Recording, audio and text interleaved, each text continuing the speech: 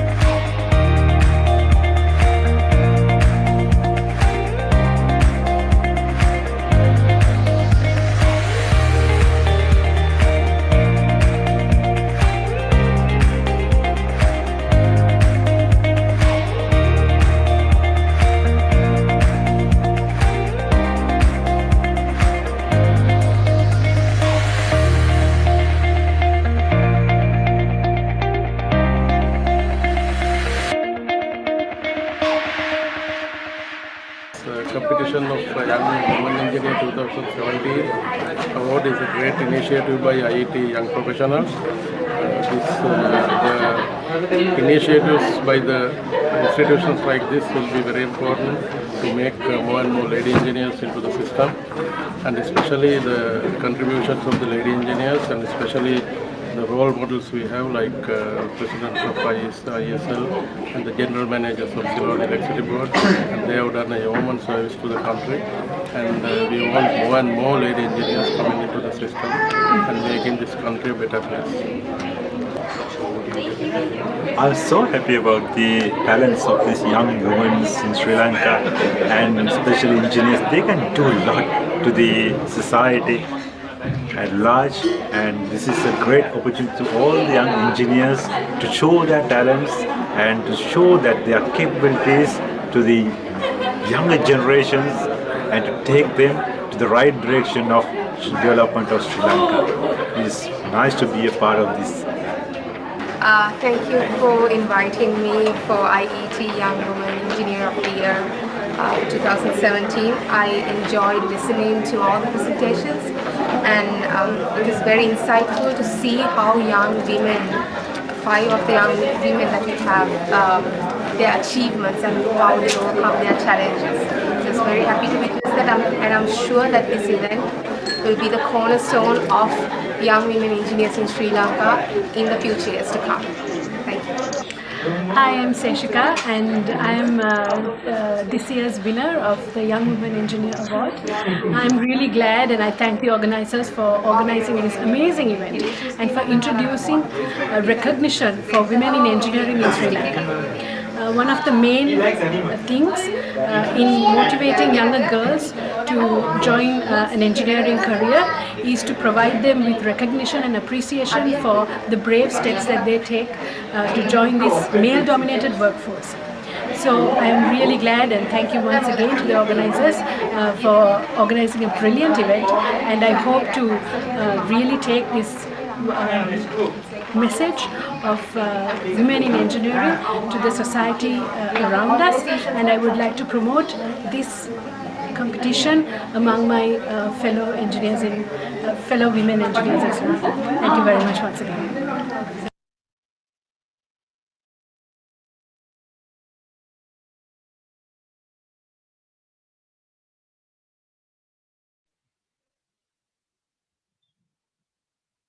This prestigious award competition is open to all young women engineers in the industry and the academic field in Sri Lanka. All the applicants will be evaluated by a judging panel consisting of a pool of well-known qualified personnel throughout the program. And the title Young Woman Engineer of the Year 2021 will be awarded in the award ceremony proposed to be held in November 2021. This Young Woman Engineer of the Year award is introduced to honor the very best early career female engineers working in Sri Lanka. I know you're so excited to have, and you have so many questions to ask. How can we apply? What are the eligibility criteria? Okay, hold on. This is the time for it to clarify all your doubts. I would like to invite Engineer Ms. Thilini Vasundara, Chairperson IET Young Professionals Sri Lanka Network, and the event chair of the IET Young Women Engineer 2021. Thilini.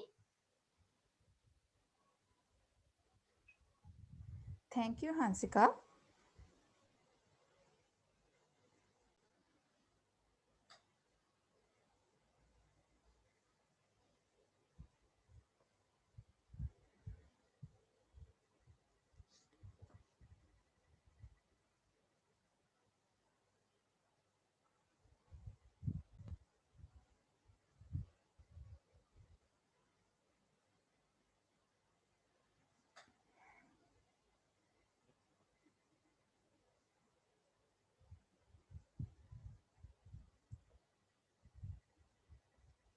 Can someone confirm me whether you can see my screen?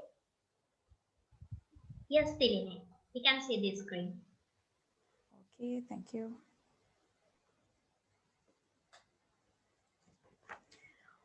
Very good evening all.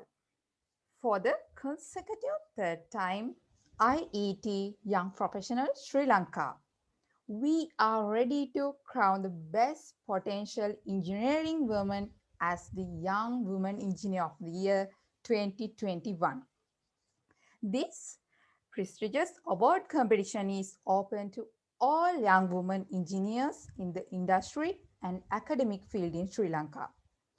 All the applicants will be evaluated by a judging panel consisting of a pool of well-known qualified personnel throughout the program.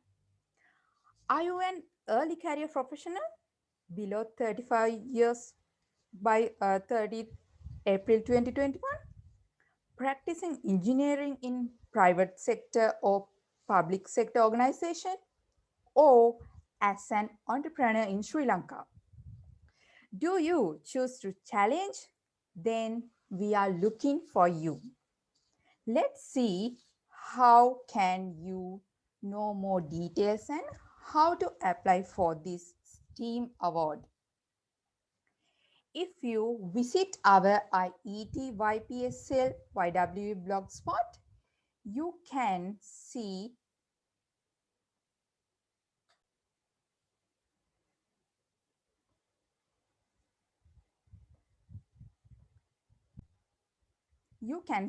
a separate tab called Application and Guideline. Here, you can download the application and the guideline. If you visit the IET.lk website, you can find a separate tab called Young Professionals. Under that, you can find Young Woman Engineer 2021 application and the guideline here.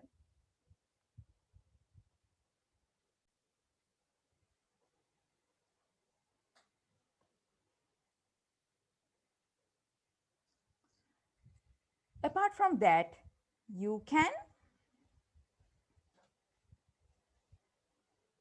you hear me?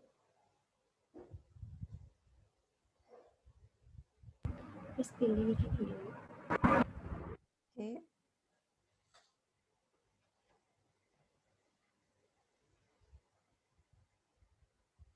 Apart from that, you can follow our IET Young Professional Sri Lanka Facebook page and our LinkedIn page. Through that, you can also get more details about this competition. And anytime you can contact us via email ietsln.yw@gmail.com, iet.yp.srilanka@gmail.com. We are looking for a dynamic, inspiring young woman engineer in Sri Lanka. Do you think you have what it takes to be the young IET Young Woman Engineer of the Year 2021? If you think so, exactly what you have to do is apply it before the 30th April 2021. Over to you, Hansika.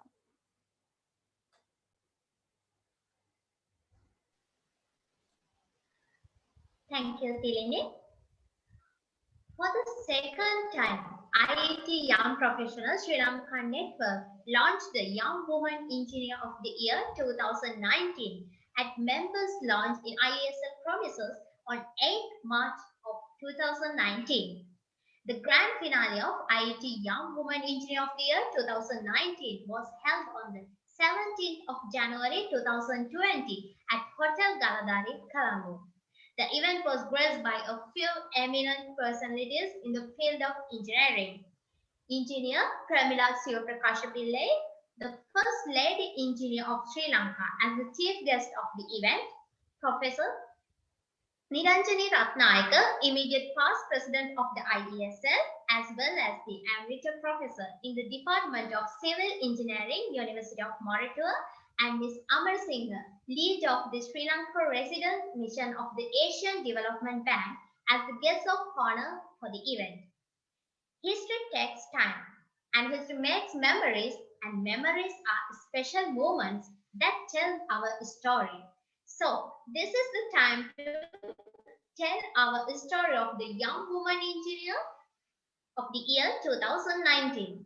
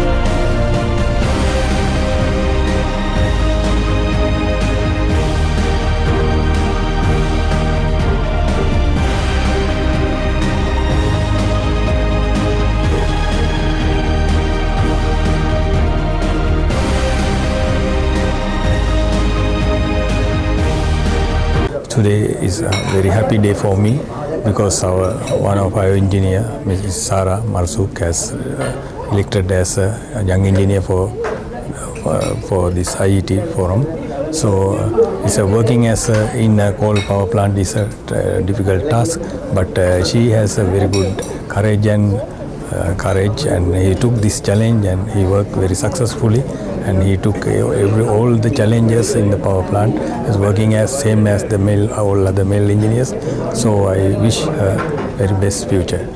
I'm very glad to see this today's event, especially finding or selecting young women engineers in this Sri Lankan contest, because it is very much essential. We need more engineers in the current contest. The reason is we can get different perspective, different ideas when it comes to development, when it comes to construction side, or maybe innovation as well.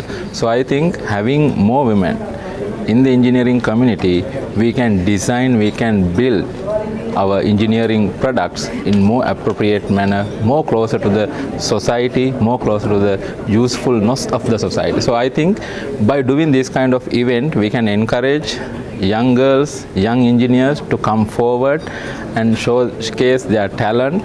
That will definitely be an inspiration for rest of the girls and rest of the engineers to come forward and contribute to the society. So I'm wishing all the best, and I'm expecting this particular event will be more developed, will come to a greater level, and I'm wishing everyone a great success. All the best. Thank you very much.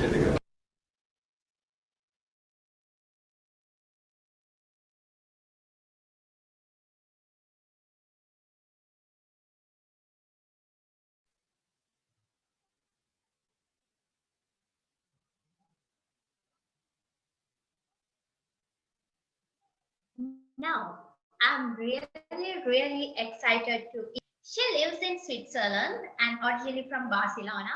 She holds a master's degree in mechanical engineering from the Polytechnic University of Catalonia, studied management, technology, and economics at the ETH Zurich, and has a postgraduate degree in innovation and project management at the Open University of Catalonia.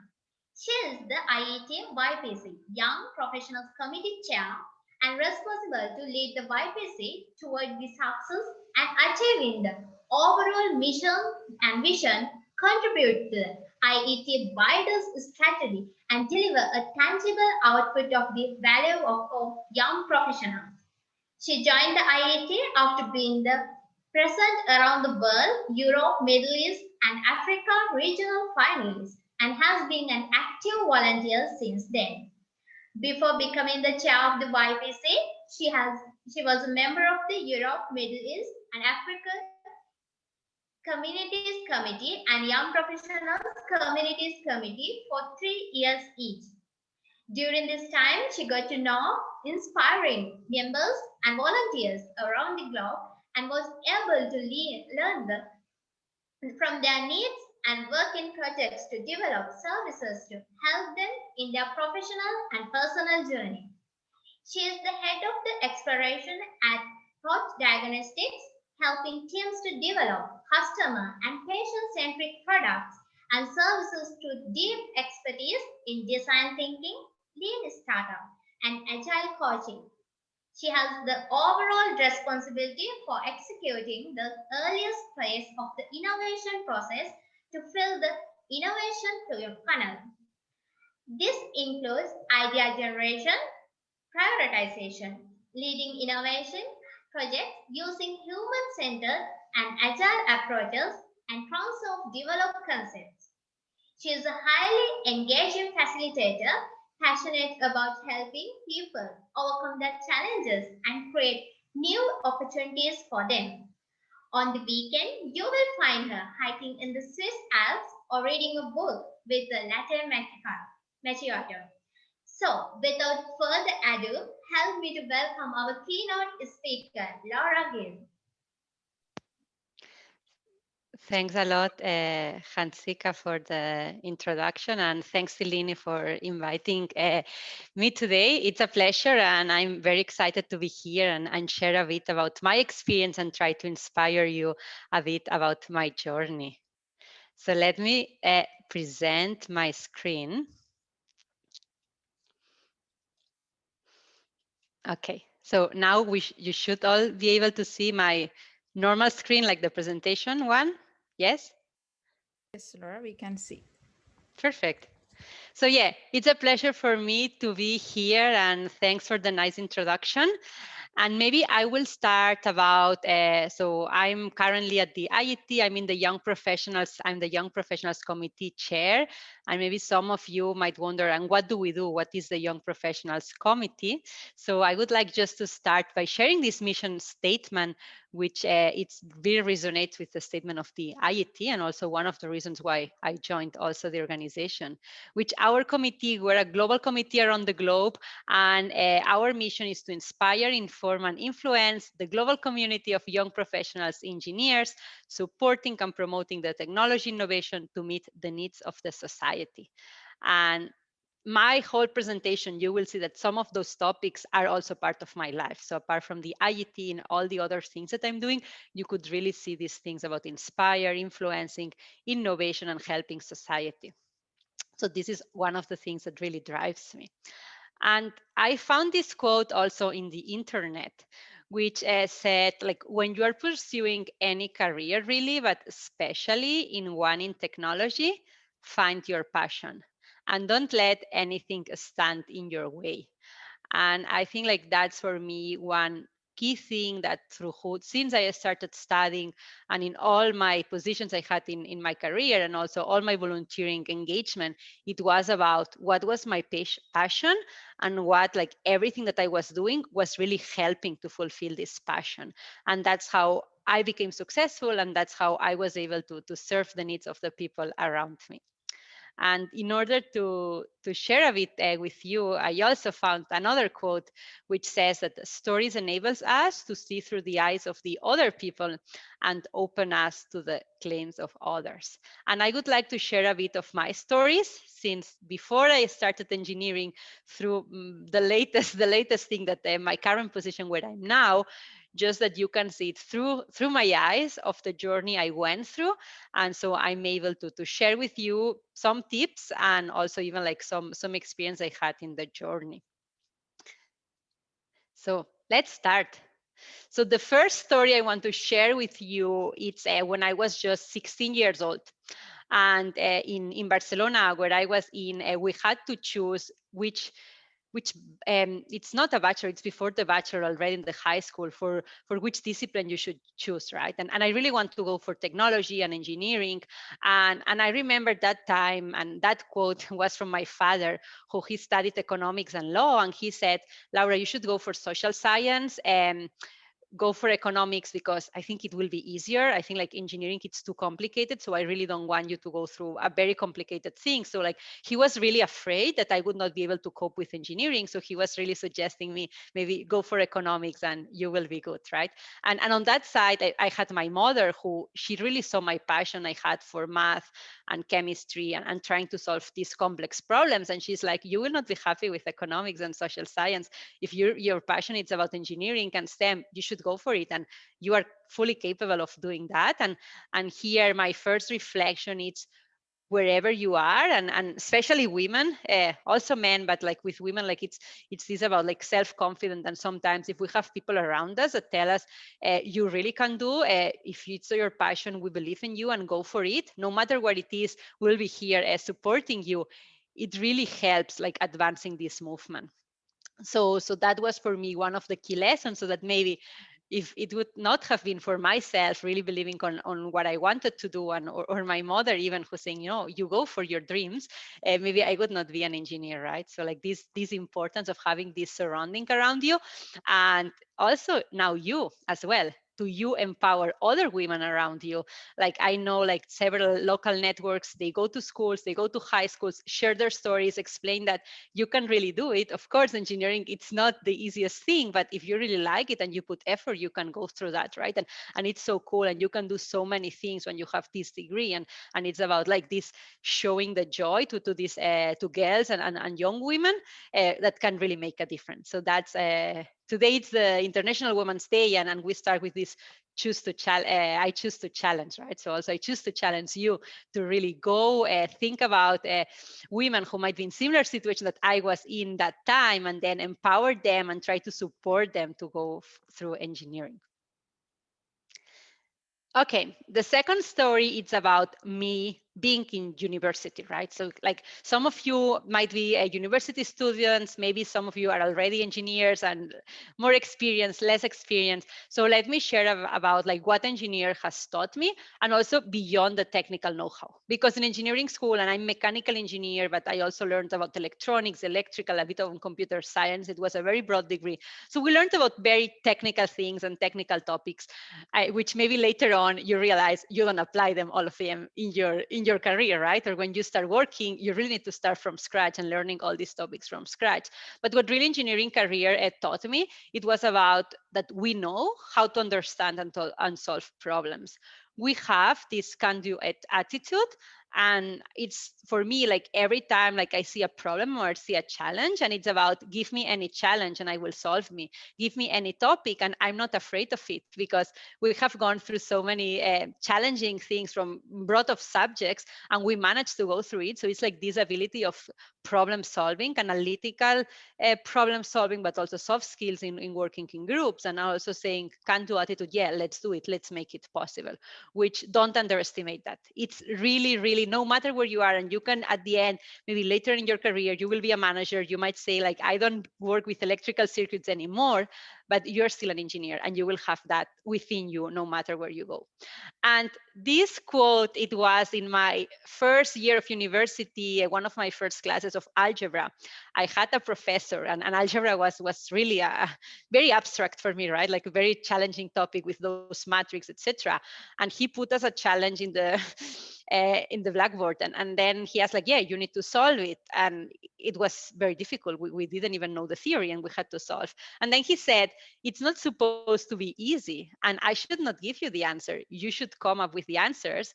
And he played with a word in my language, local language, Catalan. He said, you are engineers because you have this wit or astuteness, because in my language, the word engineer, which is engineer, as you see here, comes from this word which is called engine, that means this, to be have this astuteness and wit. And then he said like, that's why you became engineers, right? To be able to solve problems. I shouldn't give you the answers. So that's something that stayed in me, like no matter where I am, that I have this confidence and ability to do that. And I believe all of you who are right now studying engineers or are engineers, I'm sure you can resonate with me, and you also have that. The other thing was that I remember myself when I applied for my first job. I remember I had my interviews, etc. And people were asking me, can you tell me about a time where you could demonstrate your leadership skills? Can you tell me about the time when you dealt with conflict and problems at work, and how did you solve them? And at that time I thought, well, my only experience was at university. I never did, it was my first interview, so I never did internships. I never did anything. So how I'm going to show you, how I'm going to share my leadership experiences or experiences in working teams or conflicts? Like I just have it from my university. But yeah, happy to share all of those what I had.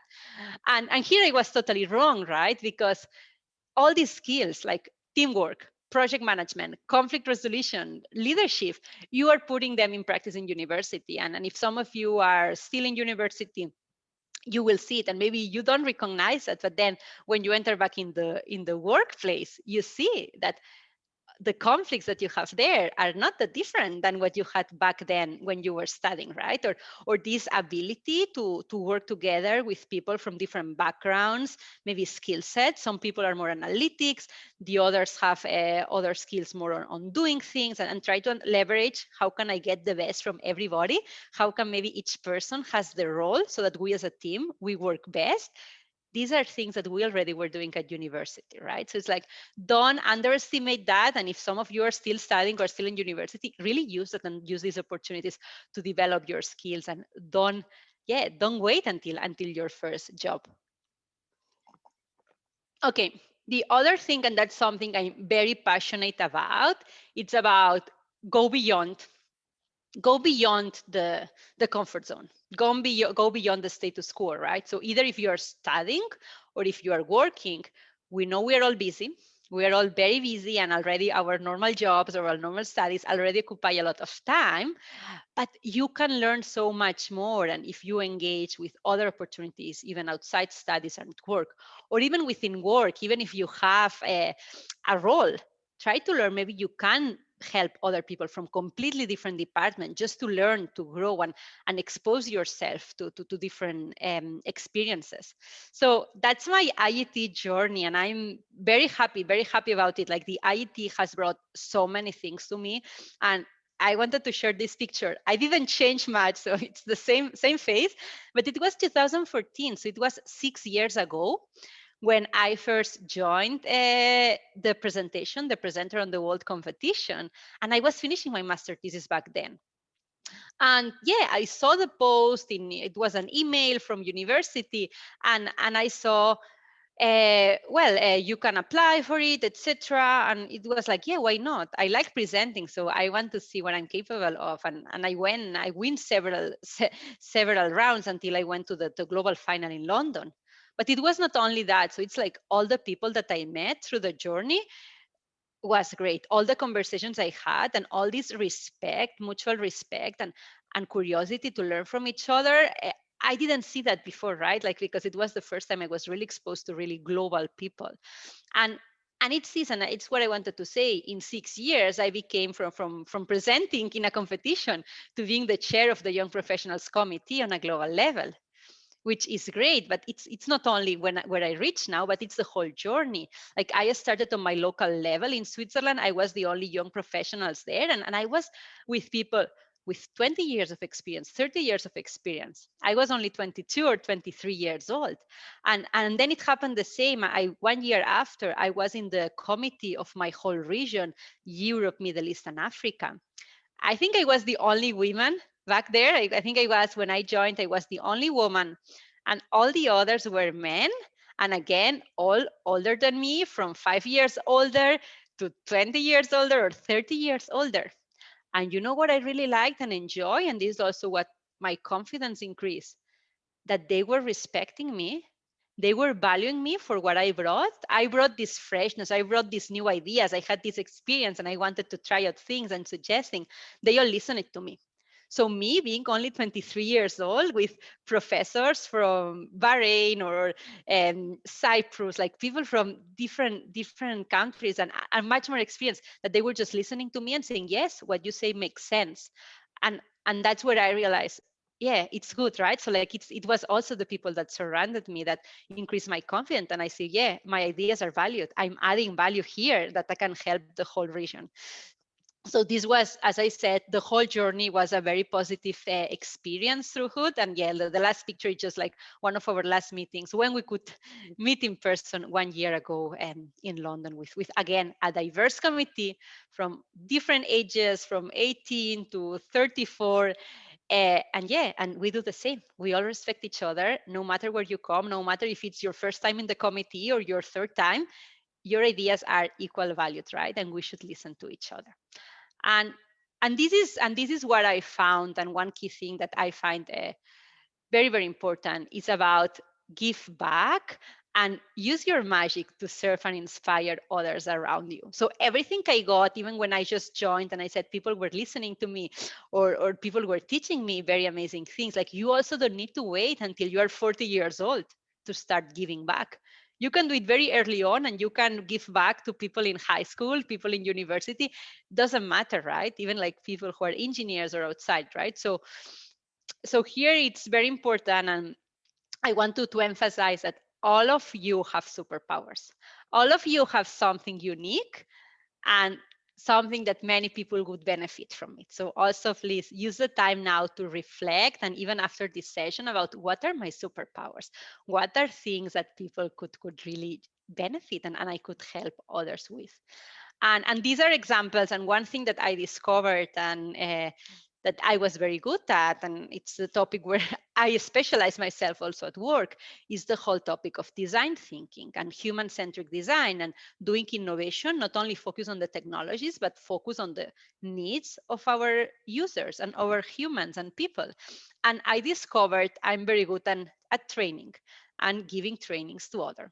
So, and I loved it, right? I'm good and I loved it. So what I did when I was traveling for work or for committee meetings in the IET, I always try to use opportunities to teach that to others. So like here we have two examples. So the one above was in my last visit for work. I went in Mumbai for a business trip for work.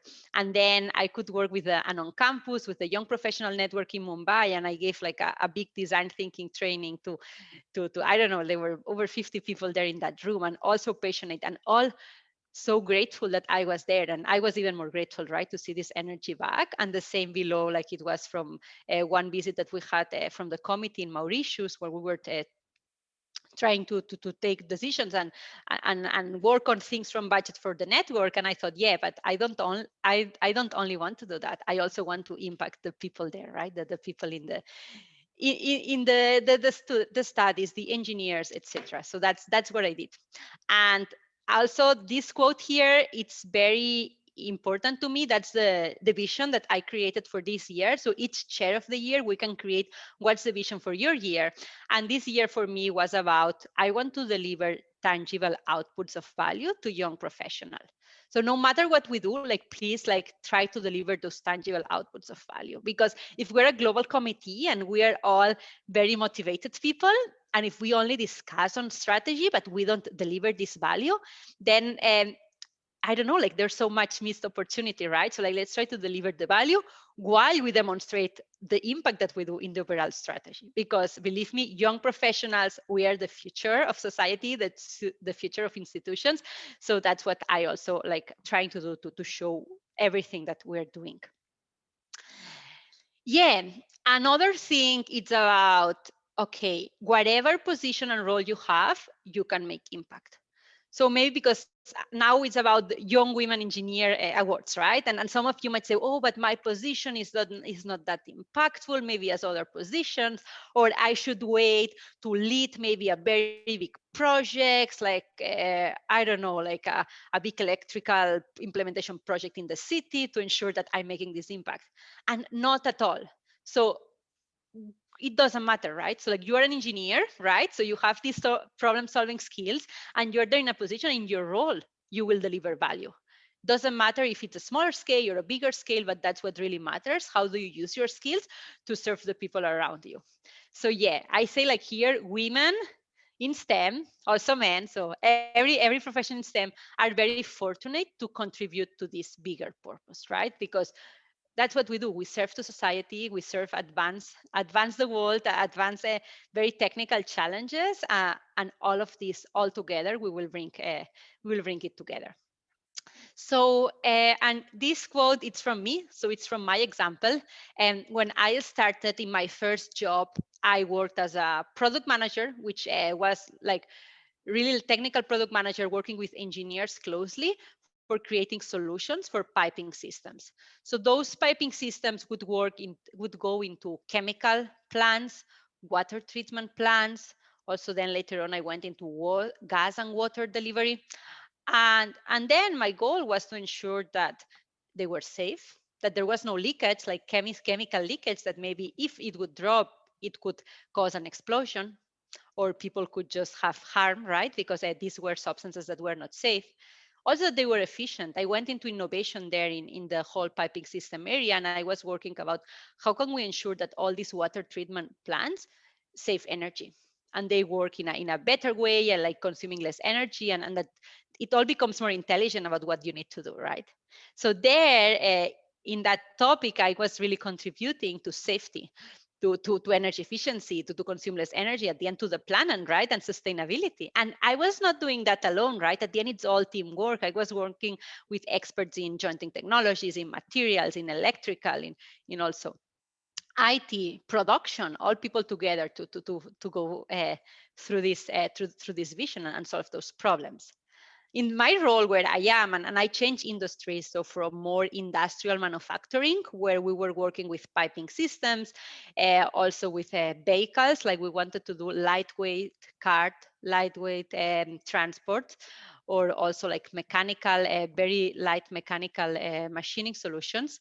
So from that, I moved now to the healthcare space, which I also find fascinating, right? In my current role in exploration, I work in innovation projects where we use data insights based on all the data points that you have from patients, from diagnostic tests. We can create insights, and with those insights, we can help clinicians to make decisions. So on a completely different level, but at the same time, we keep advancing society, right? Here it's like, how can I help that less people are ill, or that patients are cured faster or are cured better thanks to this clinical decision-making support. So that's my story, and that's what I also want you to think after today, to think about how are you contributed to the bigger purpose, and I'm sure you are. Whatever you do, there is this link to how are we advancing in the society. One of my last things I want to share, and I think I started before with that quote about, you are very fortunate if whatever if you study engineering, right? Because you can do, and it's very important that you find your passion and that you have the drive and you go for it. So one thing, and that's super interesting because I just did it now. 2020, sorry, last year was a difficult year for all of us, but for me was also a year of introspection and learning about myself, learning about what are really my values, what is really my purpose, and try to verbalize it in a way, to write it down and to ensure, is it really what I'm doing? How is that aligned to the values? It doesn't matter if you haven't done yet, or if you haven't found your purpose, or you cannot say what's the purpose, because you are doing it unconsciously, right? Because the why, or the why of living, or the purpose, is something that's why you became an engineer, right? Or why you are very happy when you finish work. What are the things that make you happy? So this is because it's linked to your values and the purpose. So that's how you start. But I would say, like, the earlier you do, the better. The earlier you try to think, and there are many tools for you to find your values and here to find the purpose. Simon Sinek wrote a book about that, and he has even like free classes where you can find what's really your purpose, and you work together with a colleague to find it. And the earlier you do, the better, because you have this clarity, and then find a job aligned with it, right? And you will thrive. That's how you can thrive and be successful, right? Because that's what you're passionate about, and nobody can stop you. So maybe I want to spend maybe some minutes here to explain this circle, because I really like it. I was in that workshop and I really enjoyed it a lot. So Simon Sinek says that there is this circle, like, and from outer to inner, and normally we only share the outer. So when somebody asks you, who are you? You are answering the what normally. You say, I'm an engineer, I'm a product manager, I'm an analyst, I'm a daughter, I'm a mother, I'm a mentor, I'm the chair of the Young Professionals Committee, right? That's just the what. That's the outer part. And there's many people who are sharing, who are also engineers and who are also mentors, etc. So then you need to go to peel down this circle, and then you go to the how. And the how is like how you do your what. And with people that are the same as you, so what differentiates you? How you do things differently versus other engineers, versus other mentors, versus other chairs of YPC committee. There have been so many. So what makes me different than others, right? And this could be like my how. It's about bringing my energy to the people, about positivity, about being always with passion and encouraging people. That's my how. That's how I do things. Or it's about being analytical. And so it's being this customer centric. That's how I say, like, I'm very customer centric and always trying to understand, like, what's the needs of the customers. Maybe other YPC chairs, they were more strategic. They were like had another how, right? And that's what makes you different of other people that share your what. And the last thing is your why. And the why is sometimes the most difficult to find, and it's the more internal. And that's your purpose, right? This is why you do what you do. And here, and Simon Sinek says that the fulfillment comes when we live our life on purpose. Knowing your why provides a filter through which you can make decisions every day and to act with purpose. It's what keeps you motivated. Like me, I'm now here and I'm very excited because sharing that with you, that's aligned with my why. Totally aligned. And I'm going just to give you below, you see some bullet points about parts of my why, which is about It's about discover and create opportunities for people. So if I can make people realize that's an opportunity for you, you can do that and help them, I'm fulfilled. Or it's about guiding people through an exploration journey. It's guiding people through a journey where they will discover new things. And at the end, it's about improve people's life. This is why also I work now into healthcare, and it's really aligned to that. Or I volunteer in an engineering organization because I really want to contribute to improve people's lives. So knowing your values, knowing your why, it will help you to be authentic and show your true self wherever you are. As a last thing to share, it's about surround yourself with people that lift you up. Because sometimes family and friends who love you a lot might discourage you to follow your dreams, right? Might say, oh, right now you have a very stable job. Don't quit. Don't go to entrepreneurship. Better not, because it's very difficult. It will be challenging, right? But that will not help you to follow the dreams and to advance, to push out of the comfort zone and advance the society, right? That's what we need to do. We need to push out and go to the next milestone. So, and I really like this quote, and also when it comes to women, when we say like, behind every successful woman is there a tribe of other successful women who have her back. And that's when I want to come back into the competition, this launch of today to close, because that's what you are, right? And then you are here in the Sri Lanka local network, or even people, women around the globe in the IET, right? And all of you have these unique capabilities and experiences. So I really want, if you are a woman and if you belong up to the 35 years old age of range, go there and apply for it, because all of you have these capabilities and experiences, and you need to share it with the world, and the world deserves to know about those. And you need to be together and even share it with each other to empower each other and help each other grow. And I was very fortunate that also I found a community of women in my local network in Switzerland, but also global women who all support each other and help each other grow. So that's all from my side. It was a pleasure sharing my stories with you. I hope they help you to reflect and to try to see things different, and more importantly, to encourage you to move forward and to believe in yourself that you can do whatever you want. So I wish you a great International Women's Day today, and also a Young Women Engineer Award journey.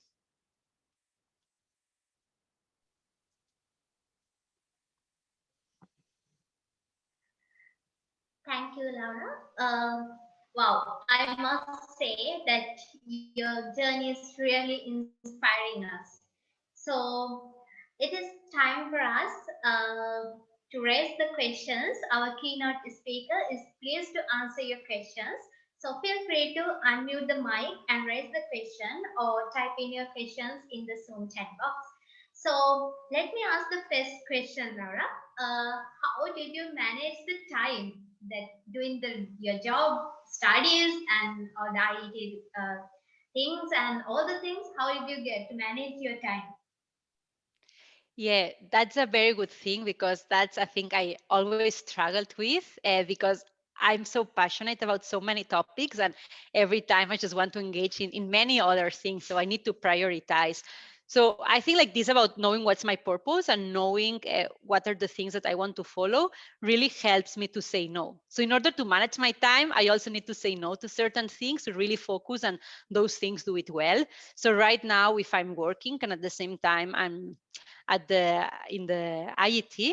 So try to ensure that I can really focus on that. And it could be like either like I have my mornings to work, and then some afternoons I have it blocked for the volunteering activities. But I also ensure that I have afternoons blocked for seeing friends, right? So it's about really time management to see first it's prioritize what I want to do, and the other to ensure that I have enough blockers from those type of conversations or events like that. And also like don't devote that much time to work, right? Like if you work every day until 8 p.m., I'm sure you will not have time for volunteering, right? So it's like try to ensure and focus on what you want to do, and also delegate. I delegate things. That's also that it was difficult for me that even in the Young Professionals Committee, I used to lead a project last year when I was vice chair, which was about mentoring.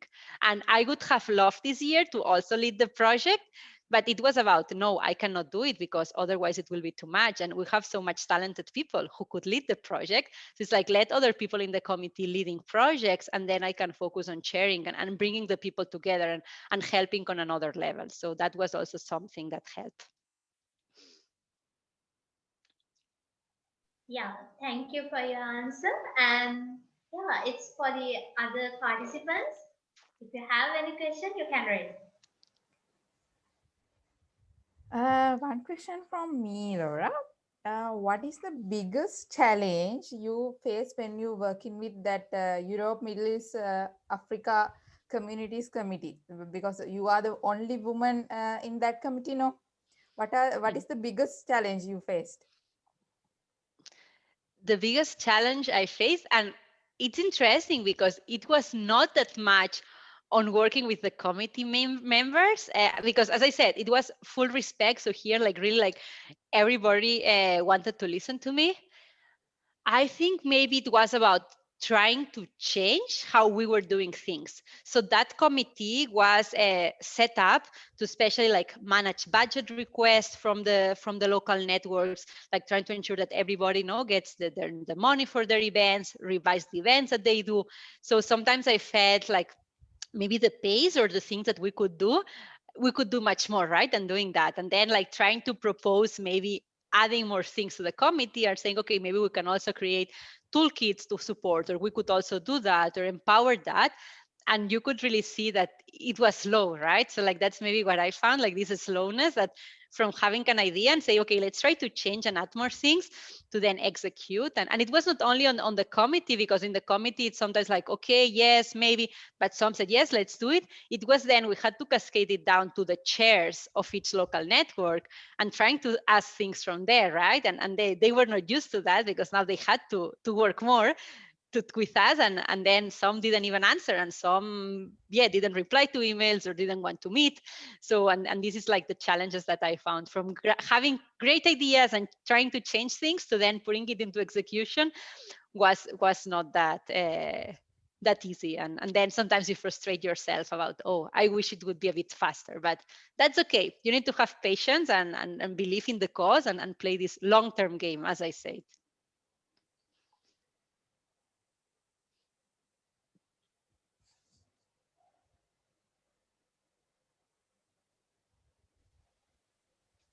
Thank you, Laura. Any other questions? And you can put it in the chat, so no worries if Yeah. you don't want to ask it there. Feel free, and I would be happy to support and help. Laura, one question from me. Is there any special advice for the young women who are at the early stage in their career to build up their qualities? Yeah. So I would say, if you're at the early stage of your career as an engineer, you might have this issue about, what shall I do? And especially you will feel your first job is very important, and you might feel, maybe I go into one direction and maybe it's not what I like, right? So like that could be something that comes to your mind, like what if it's not really the thing. And I would say here, don't worry at all, and it's like explore a lot of opportunities. And even if you start in a role, and as I said, find your purpose. So if, like, that's what I said, like if you can try to find what drives you and what are your values. So it's about creativity, or what is like what really motivates you to do, and then try to see, okay, what job is related to that. And then at the same time, talk to people in the company who have other jobs and try to understand and learn from them, so that you can really have this complete overview. That's what happened to myself, right? Like what about people who do other roles? Is it more fun than me? Is it more challenging? So it's like, try to learn from others and keep learning. Since I finished my degree on engineering, and then I started learning on innovation, on design thinking, on even I did a bit of data analytics, and I wanted to do big data, because I felt like that's the topic to understand. And what do I do with the data? So I tried on the side always to keep up to speed with things that interest me, but it could be like go to webinars, go to events, just to learn. And then on the other hand, so it's more from you to get this clarity, and you will go through it. As I said, I changed sectors from manufacturing to healthcare right? And I was engineer, and then I was product manager, and I started doing design thinking, and now I'm doing innovation, right? And who knows what's going to do next? And it's possible, it's okay, right? It's this versatility that we are able to see different things. And also I would say this self-confidence. Self-confidence, it's super important that you as a early career, because you might not have it, right? You might feel, oh, there's so much more experienced people there who have 10 years more, and I don't know if I do the right decision. And just try to say, okay, I studied, I have the experience that I have, and if I don't know something, I will ask. And if I fail, it's okay. I can learn from it and I can improve, right? So like, don't be afraid of doing things because you feel, yeah, maybe I'm not enough. Maybe I cannot do it. It's just like, try to trust yourself and say, yes, I can do it. And I have people around me who can also help me, right? If I don't succeed. So I think like working on this clarity and exploring, and at the same time on your self-confidence, and go for the things and try out things and building the muscle. That's what I would suggest for early starters, or what I try to do. But sometimes I didn't have this confidence myself, and then you just need to have people around you who also believe in you. That's why I said empowered, and say, yes, you are good, and you're doing that great. And it's from the outside, but if you can build that on the inside from yourself, this will really help you in this journey.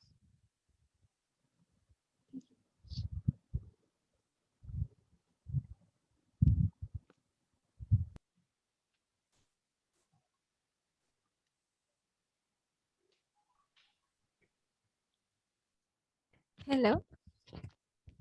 Hello. Laura, one more question. Can you please tell us, as women engineers, how can we market ourselves in the industry? Yeah. So very, very good question. And it's very important, because maybe women who studied more social science and marketing, they received that in their careers, so that they could be better at. So how to market yourself. And as I said, first, do this exercise about in the day-to-day what you are good at. And I really want you, maybe you make a list of what are these 20 things you really are great at. Doesn't matter, could be from a soft part, from a hard part, from a technical, and try to know that. And then on another list, you write what I am passionate about. What are things that I really enjoy doing? And try to have that as well. So these are like things like to mix your passions with what you're good at. And once you have that, then just start, and now like this LinkedIn and more professional network. So I would say use that to start posting about that. Start on one side creating content about those things you are good at and you really like, and maybe you read, if you like papers about, as I said, artificial intelligence in healthcare, you check, and then you can say, okay, even if you didn't do yourself the experiment, you can share about thoughts on that, and you put it online and you start engaging, right? And you can also contact with people in the industry who work in those sectors that you like, and you can ask them, can we have a coffee chat? Can we have a coffee chat, and maybe can you explain me what you do in your role and what are maybe your challenges? And then based on that, you can say, look, that's very interesting because I know about this topic, and I think like this could be something where I could even help, or where I know and I have had experience, or I'm very passionate about to work there and support you in that, right? So like that, because if you are a young woman engineer, and what it's more important, it's not that much the know-how or the I don't know, the theoretical know-how you have. And it's also about the mindset and the passion and the drive, right? Because the rest, they can teach you. In any company, in any industry, they can teach you. And the first months, it will be about that. But if you have this willingness to learn, drive, and also even you do your research about those topics, and you say, have you heard about that technology? Have you heard about that? Then the other person who has maybe 30 years more than you will feel, wow, maybe I even didn't know, because this person has no time to go online and research on those topics, right? So as I said, first get this clarity, what you're good at, what you're really passionate about, what are companies or industries where you really want to go, and do research, and put it out there. Don't be afraid of even do videos or post or engage in technical conferences. And as I said, ask for virtual coffees to those people in the industry, or if there are, whenever we can go back to normal, and the IET, I'm sure like you do this kind of events with industries, you go there and just talk on an eye level. Thank you, Laura.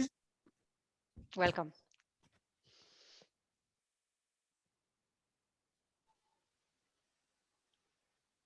Is there any other questions from others?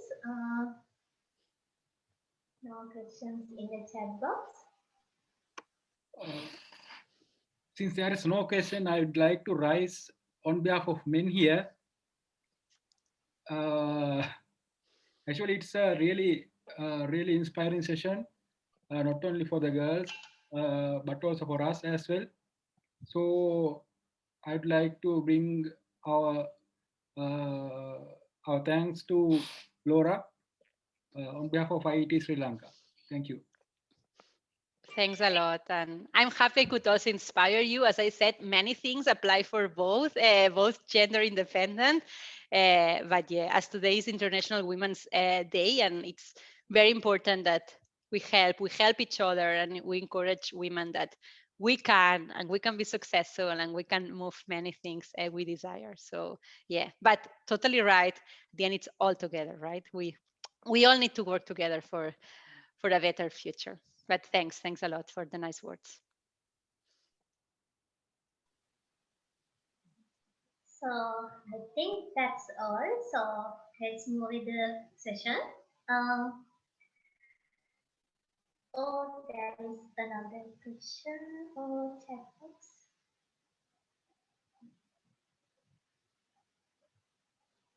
Oh, it's wishing us.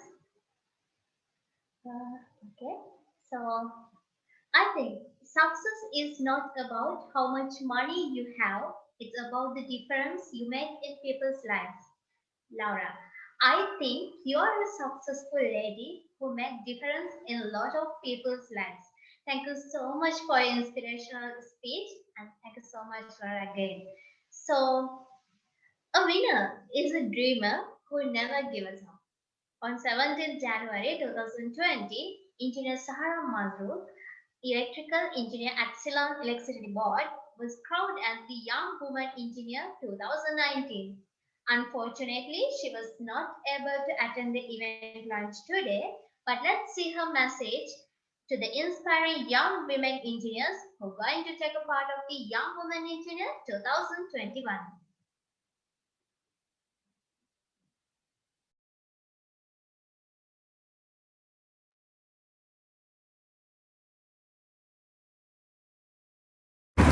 Hello everyone, I am Zahra Marzu, electrical engineer at Ceylon Electricity Board.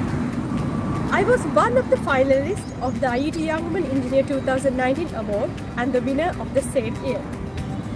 On 8th of March, you know that the whole world celebrates the International Women's Day, and the 2021 theme is Choose to Challenge. In parallel to the International Women's Day, the IET Young Professionals Network Sri Lanka will organize the IET Young Woman Engineer Award 2021 along with the inauguration of the application calling. As you might know, in 1978, this award was first initiated in the United Kingdom with the name Girl Technician of the Year. It changed its name to Young Woman Engineer of the Year in 1988, exactly my birth year. In a highly male-dominated career industry like engineering, this contest is organized to search for a dynamic young woman engineer to represent the very best of our profession. She will be a high achiever, a problem solver, and a team player. She will be an inspiration to her colleagues. But most importantly, she should have the personality and charisma to inspire others to follow in her footsteps. Do you think you have what it takes to become the IET Young Woman Engineer 2021? Do you choose to challenge? If so, you only have to do is follow our Facebook page and LinkedIn page for more information on the contest and application process. It's not all about the winning, rather it's about participating, accepting the challenge and enjoying the process.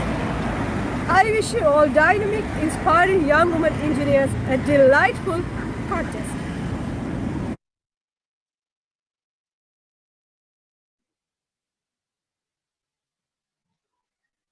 While champions show their achievements in a specific field, all-rounder has many ways to go through and shows their achievements.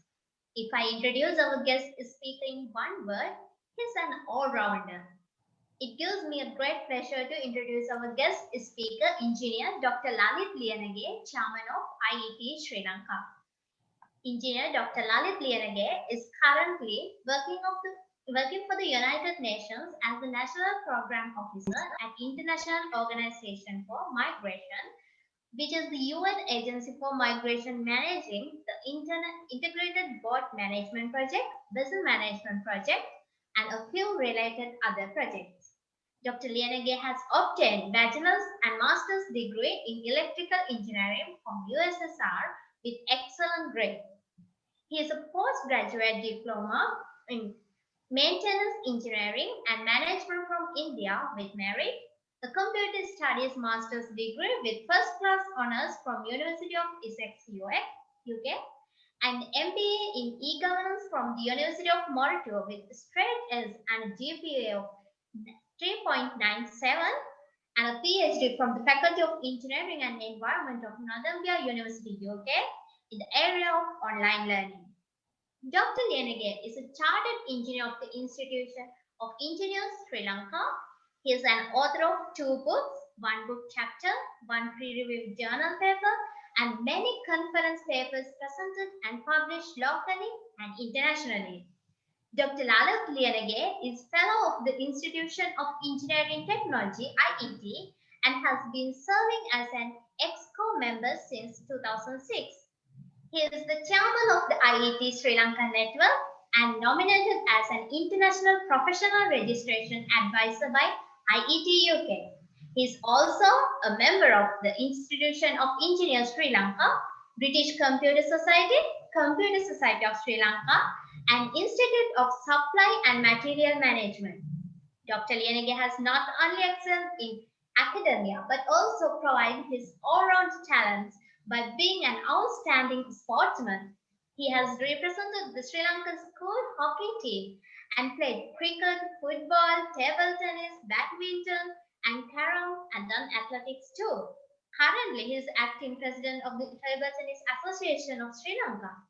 Dear sir, we are excited to hear from you. So, I kindly request Engineer Dr. Llaith Liyanage to share some words with us. Over to you, sir. Thank you, Hansika. Thank you for the introduction. I was wondering as to where you got the profile. Now I can remember I gave this, I think, last year to the 2019 YWE. Let me share my slides first.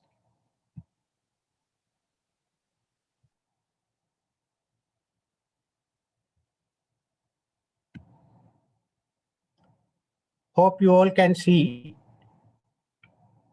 Yes, doctor, we can see. Okay, right. Thank you. And first of all, hats off to Miss Laura Gill for the very inspirational speech. And I'm very impressed with your speech and your career. I'm sure our young engineers, young lady engineers would have got a lot of inspirational and a lot of inspiration and motivation to follow your footsteps. Thank you very much for joining this IET Young Woman Engineer Award 2021 launch and giving a very solid and very comprehensive speech in terms of motivating our young women engineers. Thank you, Laura. And Ms. Tilini, the YP chair of Sri Lanka YP section, the committee members of the YP section, and I can see some of the main committee members are also here, and all the other participants, ladies and gentlemen. So I know I am sitting between the speech and your dinner, so let me be very quick. Very briefly, my IET career. I became an IET student member back in 1991, so it's 30 years now. when I entered the engineering faculty, I studied in USSR, former USSR. I used to visit the UK during the vacation. So in 1990 vacation, I went to UK and I visited the Faraday Place, the IET headquarters. And even I purchased a tie, which I am still using. And I obtained the forms to become a student member, and I became a IET student member back in 1991. So then I completed my degree back in 1995, became an associate member of IET. And then after completing my master's, I became a full member, or those days they call it corporate member of, it was IEE, Institute of Electrical Engineers. And in 2006, it was transformed into IET, the Institution of Engineering and Technology. The very year I joined the executive committee of IET Sri Lanka Network. So I am here now for 15 years in the executive committee. And in 2020, I became the IET chairman. So this is my journey in IET Sri Lanka Network, overall IET UK. So I can see so many young engineers are gathered here. Most of them are members of YP section of IET Sri Lanka Network. Some of them were all even chairs, YP chairs in recent years. I know Sajani, Vindhya, Tilina, all YP chairs. So I'm sure they will carry the baton after us in order to take IET Sri Lanka Network to great heights. So with that note, let me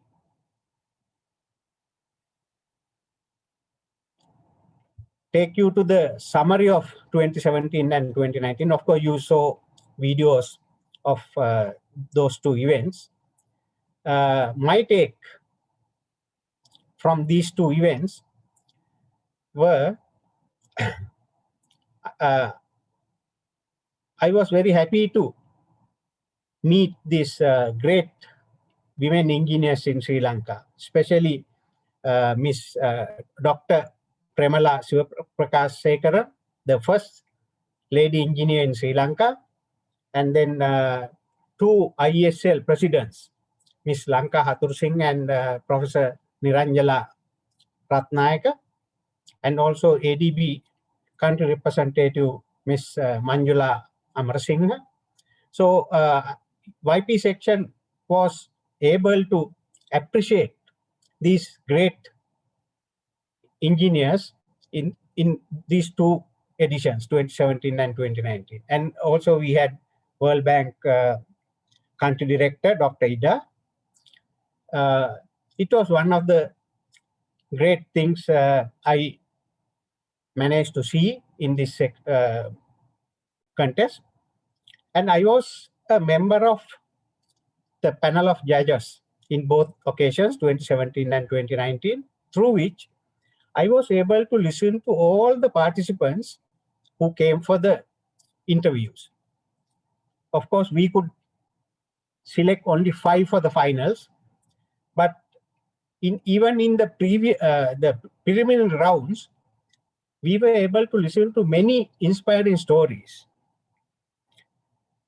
Being women, we of course know there are natural challenges which women face in their life, in their careers. Still, it was amazing to hear those stories as to how they have overcome these natural challenges and perform in their jobs, in their careers, to the utmost satisfaction of their superiors, and also giving great service to the country.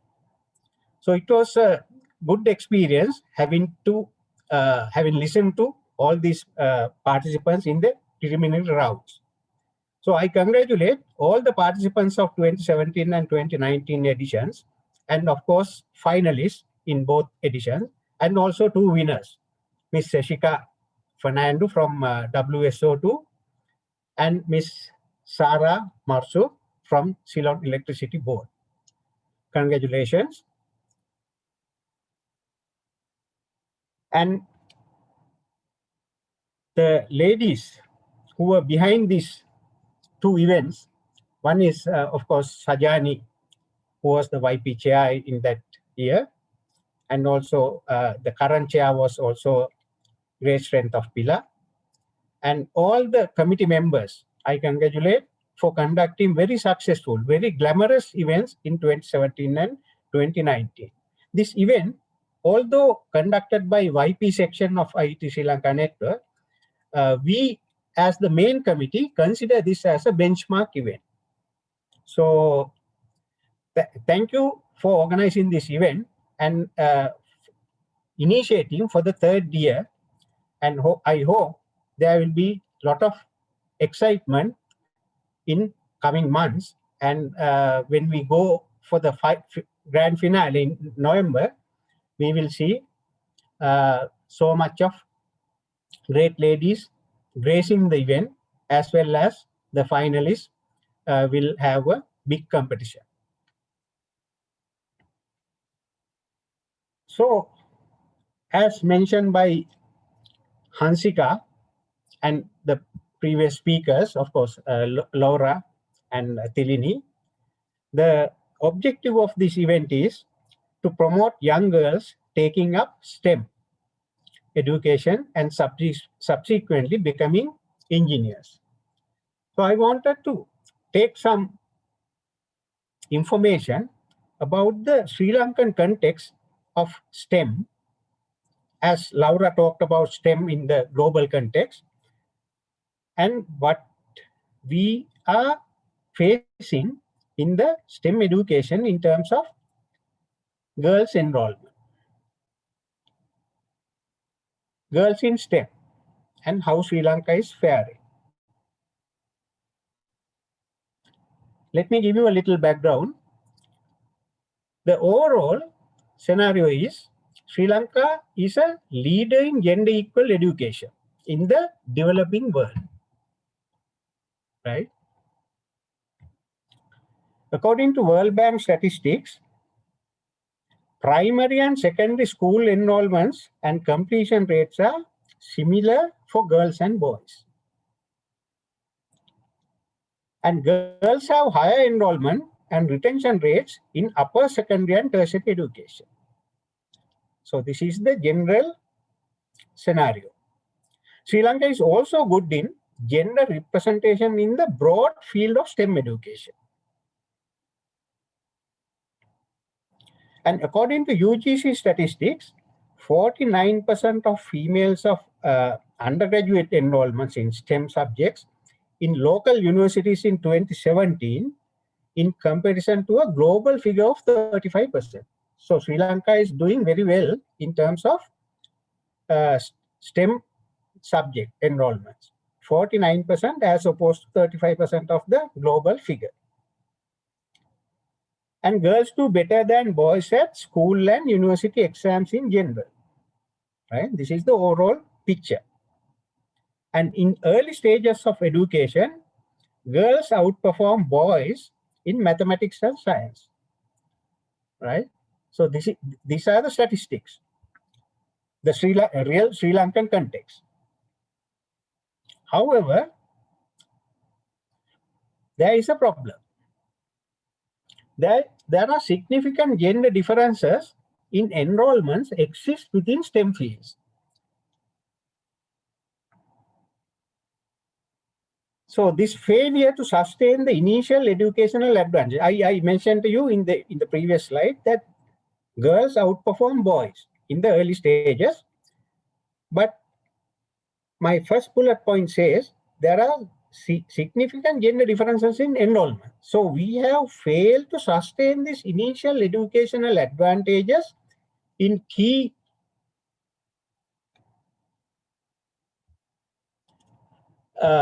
STEM fields in higher education, which indicates that it's a waste of human capital and of government investments in free education.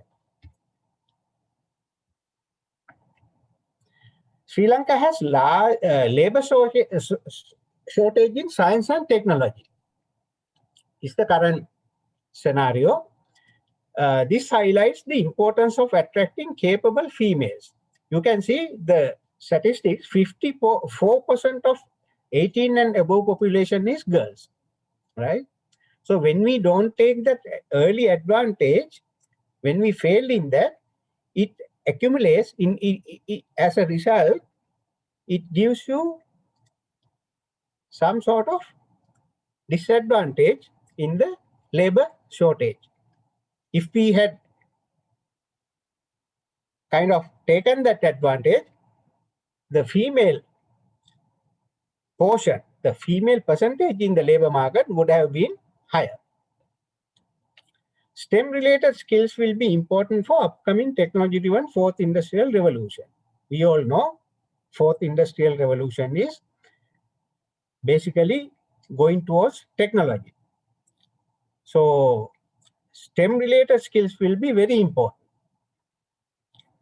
And science and engineering professionals are least vulnerable to computerization. Due to computerization, you all know, labor market will have so lot of problems with labor skill, excessive labor skills, and there will be so much of layoffs by companies due to computerization. But if you are science and engineering professional, you are least vulnerable for this computerization. So this is the problem. Let me show you these statistics.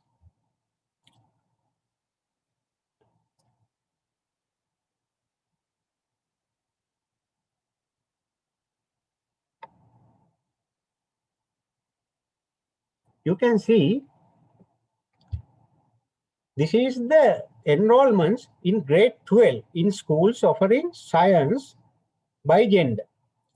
So this is somewhat very latest statistics, 2017.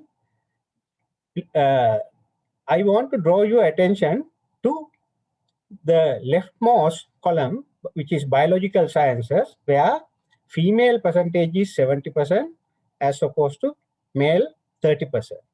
And you go to the rightmost, where engineering technology, it is 12 against 88. When we have 88% for male, only 12% for female. And even if you take physical science, you can see only 37% of female. So this is the 2017 statistics where Sri Lankan women participation in STEM subjects has a problem. But when it comes to commerce and arts, they are female dominant subjects. And of course, bioscience. So this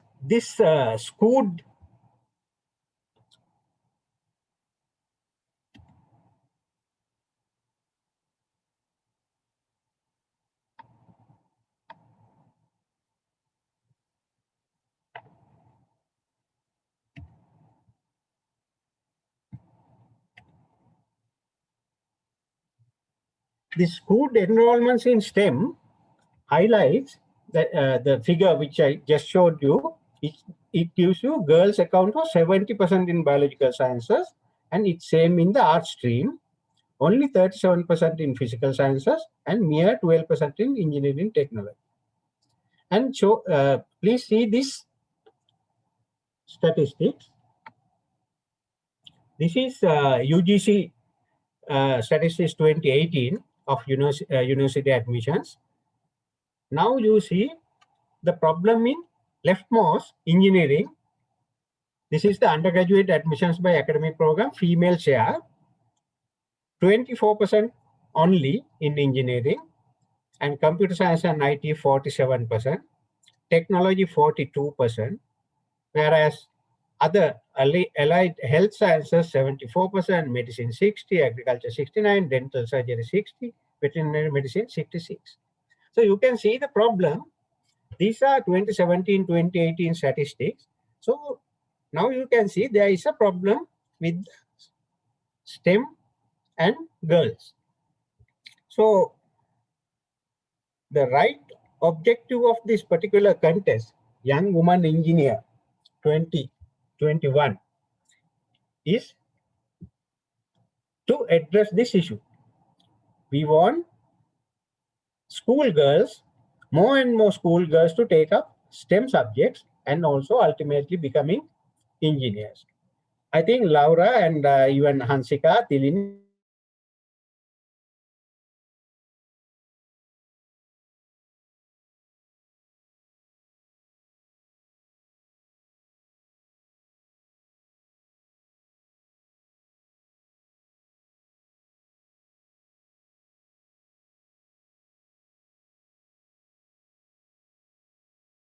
Sri Lanka is lacking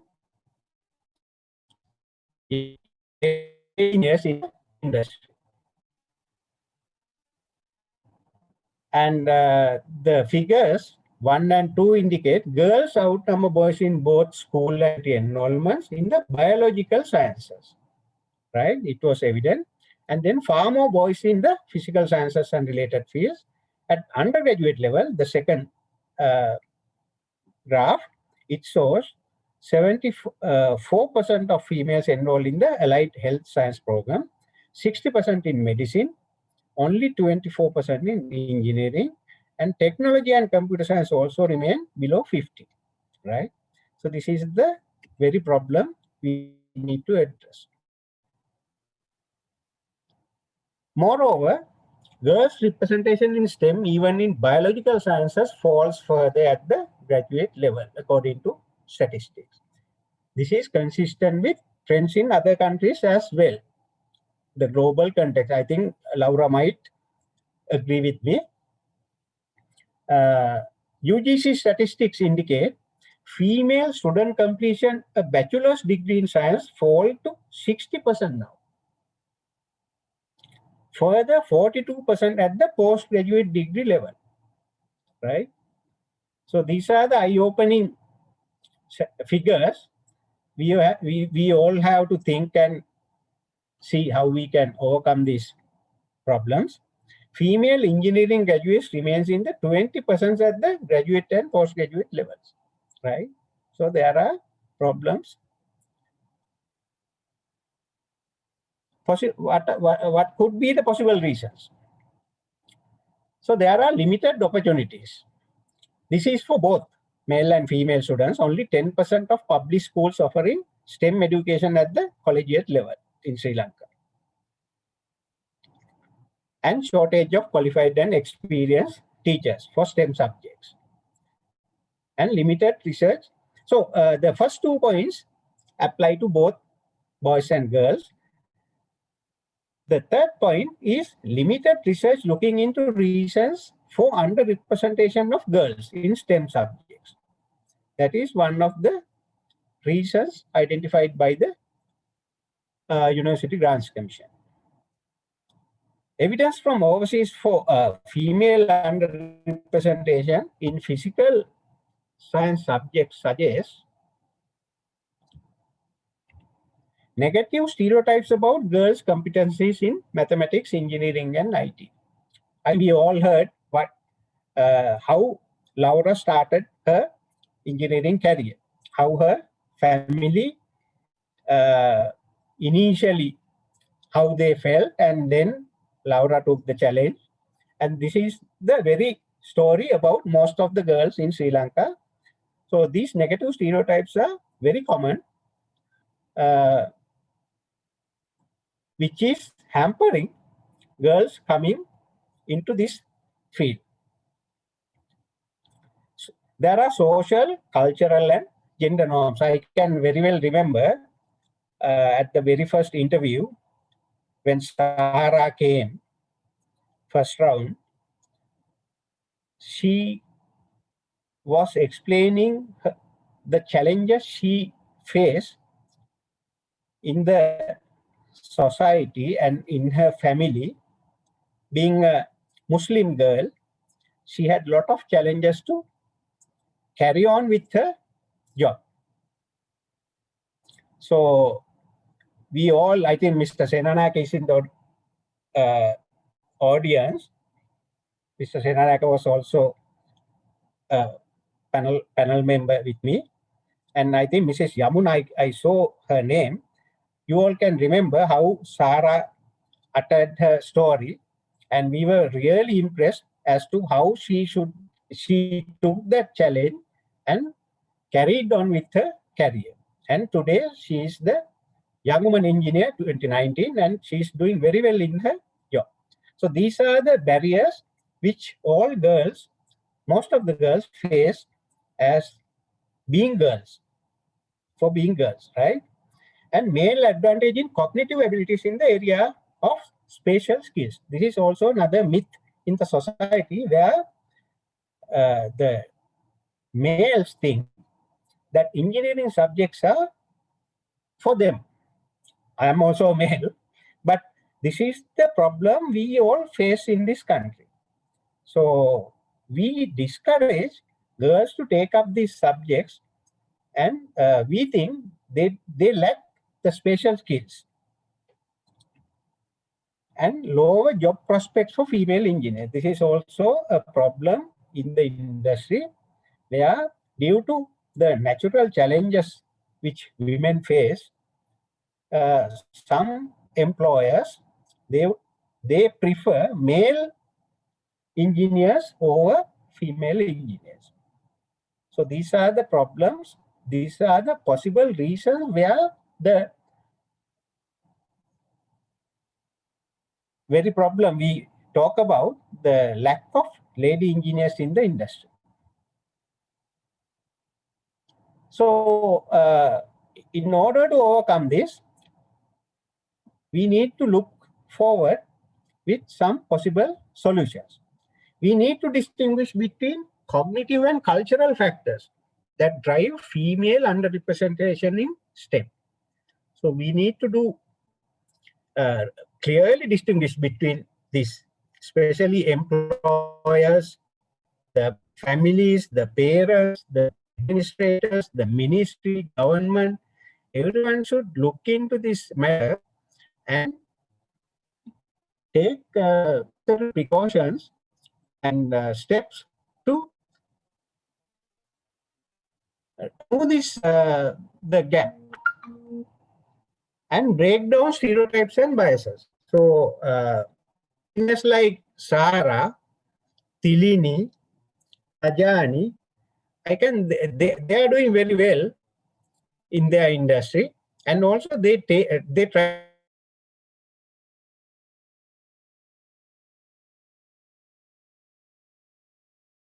right. So we need role models to take this message among young girls. Especially we need to address this to the schools. When young girls start STEM subjects, maybe grade 6, we need to take this message and break down the stereotypes and biases. And we need to change classroom and workspace environment. We need to promote a growth mindset to enhance girls' self-esteem, so that girls will be encouraged and motivated to take these STEM subjects.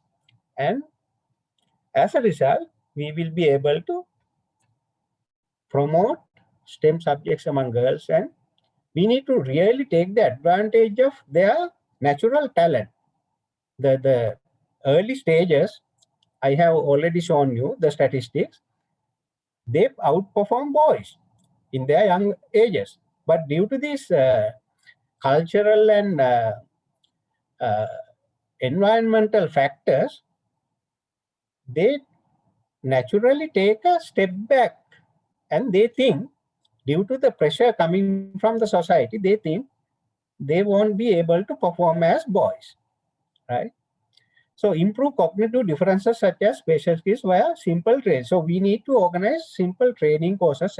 Of course, institutions like IET, IESL, and all other professional associations should take this matter seriously and organize these training courses to improve spatial skills of girls. And we need to prioritize in-depth research into specific barriers like cultural and environmental factors. So this is what I saw as future steps in order to remove this problem, because we are, of course, we are organizing this Young Woman Engineer contest, now 3rd edition, but that is the that is one aspect, that is one small step. But we need to, in the background, we need to look into all these areas and take this matter forward. International best practices can be drawn upon in line with the local context. So since we have contacts with all overseas local networks, through which we can learn international best practices and apply to the local context. So this is what I wanted to talk today. I want to appreciate the names in the screen. As I said, Engineer Sajani Totagamo, she took a lot of effort and really led the YP section for the first edition, because we, as IET Sri Lanka Network, did this Young Woman Engineer contest for the first time in its history in 2017. So she took the initiative and led her team very well. And Engineer Tilina Rajapaksa, Vindhya Wickramarajchi, Dasitha Liyanage, Priyanka Banwala, the YP chair for the 2019 session, they all contributed. And of course, Engineer Tilini Vasundara. And this is not an exhaustive list. There were many which I have not included names here. So I must thank and congratulate for their great work. And I wish all the best to Tilini and her team for this edition, 2021 edition, to be successful. And today is 8th March. So I join Vindhya and all other male partners in this audience to wish all our lady members for the World Women's Day today. I think Laura is still here. So the hand that rocks the cradle is the hand that rules the world. So we all have our family members, our mothers, our sisters, our wives, our girlfriends. So without them, this world wouldn't have been this beautiful. We all know that. So I wish all the lady engineers, the women in this audience, happy Women's Day. And I am also waiting to offer my Women's Day dinner to my family. I am living with 7 ladies in my family. I am the only male. My mother, my wife, my daughter, our helper, and even our pets, all lady female pets. So I am heading towards the dinner, and I wish you all to celebrate World Women's Day. And thank you for inviting me to talk at this launch. Thank you, Tilini, Hansika, and the team. And Laura, once again, thank you very much for joining us. And all the participants, thank you very much and good night. Thank you so much for your informational speech, Dr. Lalit. So with the time, let's move forward. And dear Miss Laura Gill and Engineer Dr. Llaith Liyanage, your present graced our Young Woman Engineer 2021 event launch. You spend your valuable time with us, share your knowledge with us. To acknowledge your support, we have prepared a virtual token of appreciation for you. I invite Ms. Tirani Vasundara, Chairperson IET Young Professionals Sri Lanka Network and the event chair of the IET Young Woman Engineer 2021 to share it with you. Our first virtual token of appreciation for our keynote speaker, Ms. Laura Gill, Chair of the IET Young Professionals Committee. And the next virtual token of appreciation for Engineer Dr. Llaith Liyanage, Chairman of IET Sri Lanka. Thank you, Tilini. So, we have come to the end of our event. Again, I would like to thank all our keynote speaker, Ms. Laura Gill, and guest speaker, Engineer Dr. Llaith Liyanage, for gracing today's event. Thank you so much for all the participants who are present here representing the IET Main Committee and the Young Professionals Committee Sri Lanka and all other participants who witnessed this event today. Even though this will be the end of today's event, don't forget this event starts a long journey of selecting the best potential Young Woman Engineer of the Year 2021 and crowning a role model in the engineering industry. So, dear young women engineers, this is the time for you to show your potential to others and step up another step in your career. Kalpana Chawla, American astronaut engineer, said that the path from dreams to success does exist.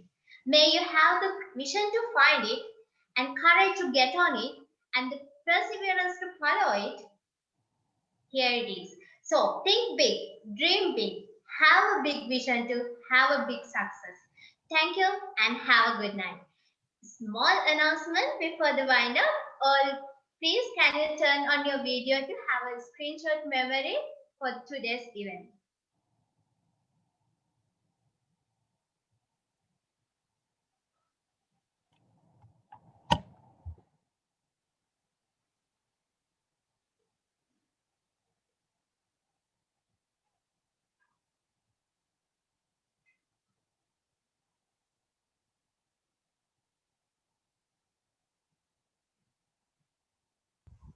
Okay, smile.